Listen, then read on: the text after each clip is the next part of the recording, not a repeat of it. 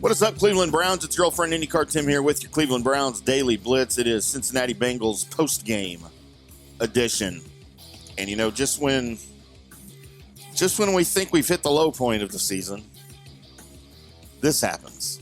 I don't know that this is any lower than what we've hit already in this now 3-12 season for the Browns, but it felt like it for some reason because it was against the Bengals, and you know, it's with 2 games to play here still. It looks like we'll probably hit some more low points. I don't know. It is what it is. But I don't know what you guys thought. Tell me here in the comments immediately if you're on the video on our YouTube channel here at FanStream Sports. Is this the low point of the season, losing 24-6 to the Bengals? Just hit yes or no in the comments. Just leave me a yes or no. That's all I care. Just yes or no in the comments. Joe Burrow throws 3 touchdown passes, including one as he's falling down. As the Bengals keep their very, very slim playoff hopes alive, 24-6 over the Browns. The Bengals have to win their last 2 games and still get some help to reach the postseason. They are now 7-8 on the year. Sure would have been nice for the Browns to play the role of spoiler today. Really, that's all they had going for them. However, positive news on the Browns. Myles Garrett eclipses the 100 sack mark for his career. How about that? And the first one to do it. He's a 45th player, I think, in the league since it became an official individual stat in 1982. He is the first player ever to do it before he reaches his 29th birthday. He, of course, will turn 29 on December 29th, so a full week ahead of his 29th birthday. But sure would have been nice to play the role of spoiler today and knock the Bengals out of the playoffs, but it was not meant to be.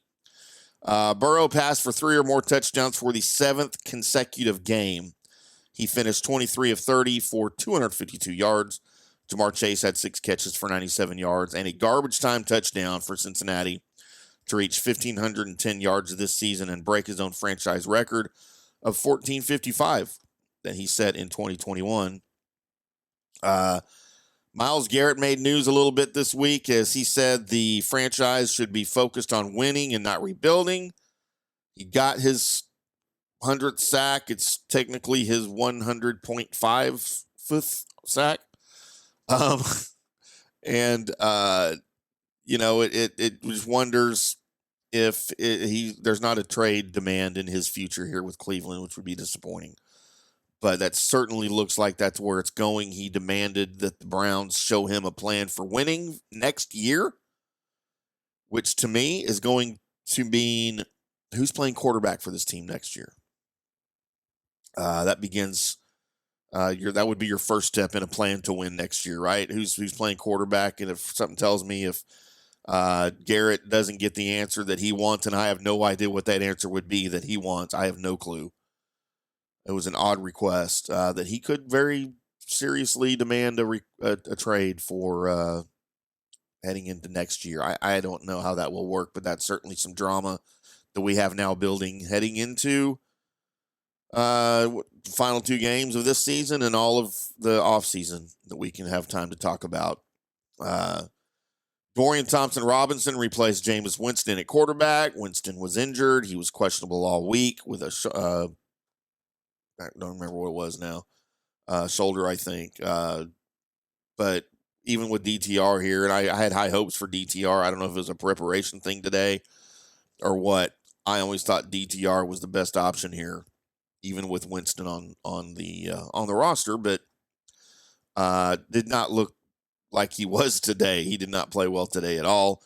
They missed chances in the red zone, which you cannot do. Once you get close to the end zone like that, you have to take advantage of those chances.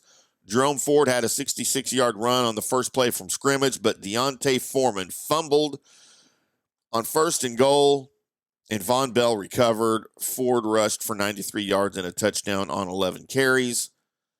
In the third quarter, a holding penalty negated a TD run by Thompson Robinson, who had a pass intercepted in the end zone by Jordan Battle. The Bengals cashed in on Foreman's fumble when Burrow, as he was falling, threw a 2-yard touchdown pass to T. Higgins to cap an 8-play, 99-yard drive. Cincinnati's Cade York, a former Browns draft pick, by the way, tied a franchise record with 59-yard field goal on the final play of the first half to make the score 17-0. Evan McPherson kicked a 59-yarder way back on September 11th, 2022. DTR passed for 157 yards and 2 interceptions after being named the starter this week ahead of Winston with a shoulder. He had 49 yards rushing and was sacked 5 times. Burrow threw a 32-yard touchdown pass to Chase with 1:44 left when the Bengals only needed to run out the clock. Twisting the knife a little bit there for the Browns, but it doesn't matter. The return of Martin Emerson Jr. and David Njoku to the starting lineup didn't seem to help. This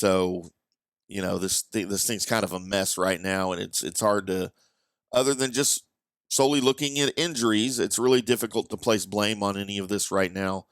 It is what it is. I don't place all of this blame on Stefanski by any stretch. It looks really bad for him right now. Just a season after getting that contract extension and a vote of confidence from ownership. But we'll see. Coming up for the Browns, they host the Dolphins on December 29th. Bengals host the Broncos on December 28th. We'll just 2 more games left in this miserable end of the season for the Browns before we embark on a dramatic offseason here in Cleveland with questions everywhere on the roster, but most importantly at quarterback, at running back, and news of Myles Garrett. What's he going to do? So we'll address all of that when that time comes, but Browns fall to Bengals 24-6. Not a fun Sunday for anybody here on the shores of Lake Erie. But we'll do it again next week with the Dolphins coming to town. We'll preview that for you here on the Cleveland Browns Daily Blitz here on FanStream Sports. Give us a like, give us a subscribe, share with your friends. We'll have some fun things to talk about coming up here this week and this season as we approach Dolphins Week. I'm IndyCar Tim. Until next time, boys and girls, we'll see you.